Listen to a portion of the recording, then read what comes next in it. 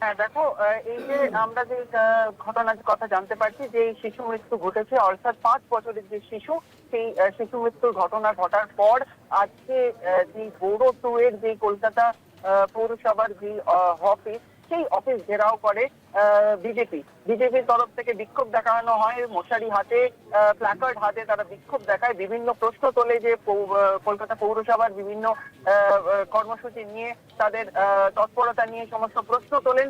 এবং তারপরেই আমরা দেখলাম তাদের এক দল ডেপুটেশন জমা দেওয়ার জন্য সেই বড় অফিসে যখন ঢোকে, তখন তাদের দাবি যে সেই বড় অফিসের কোনো হেলথ অফিসার ছিলেন না। তারপরে তারা সেই রাস্তা বন্ধ করে, ঘেরাও করে রাস্তাতেও বসে যান। কিন্তু তারপরেই আমরা দেখলাম যে কিছু পৌরসভার যে আধিকারিকরা রয়েছেন বা যারা কর্মচারীরা রয়েছেন, তাদের সাথে এই বিজেপি মানুষজন যারা বিক্ষোভকারী রয়েছেন তাদের কথা হলো, এবং তারা শেষমেশ জানালেন বিজেপির তরফ থেকে যে আজকে তাদের কিন্তু সেই ডেপুটেশন জমা নেওয়া হয়নি, অর্থাৎ আগামী সোমবার সেই দুপুর 1টার সময় ডেপুটেশন জমা নেওয়ার কথা জানা যাচ্ছে। এবং বিজেপি বলেছেন যে বিজেপির তরফ থেকে সেই ডেপুটেশন যদি আগামী সোমবার না জমা নেওয়া হয়, তাহলে কিন্তু এই বিক্ষোভ আরো বাড়বে, এবং আগামী সোমবারই কিন্তু তারা আসবেন ডেপুটেশন জমা নেওয়া। তারা একাধিক প্রশ্ন তুলছে, অর্থাৎ এই শিশু মৃত্যুর পর এই ডেঙ্গুর কারণে সেই শিশুর মৃত্যু বলে তারা বলছেন।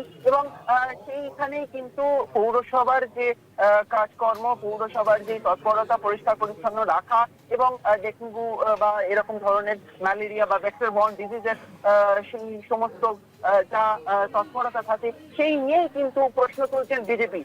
এবং এর মধ্যেই আমি জানিয়ে রাখবো, দেখো এই যে শিশু মৃত্যু ঘটেছে, সেই শিশু মৃত্যুর পরিবারের সাথে আমরা যোগাযোগ করার চেষ্টা করেছিলাম। পরিবারের তরফ থেকে শিশুর বাবা জানিয়েছেন যে তার মেয়ের মৃত্যু হয়েছে ডেঙ্গুর কারণে, কিন্তু সেই এলাকাতে তার বাবার দাবি, সেই এলাকাতে কিন্তু সেরকম ভাবে মশার কোনো উপদ্রব নেই বলে তার বাবার দাবি। এবং তাদের পরিবারের সকলকেই কিন্তু ডেঙ্গু টেস্ট করা হয়েছে ইতিমধ্যে, এবং তারা অনুমান করছেন বোধহয় ডেঙ্গু থাকবে না। কিন্তু সেই সমস্তটা নিয়ে কিন্তু এই বিজেপির যে কর্মসূচি আমরা দেখলাম।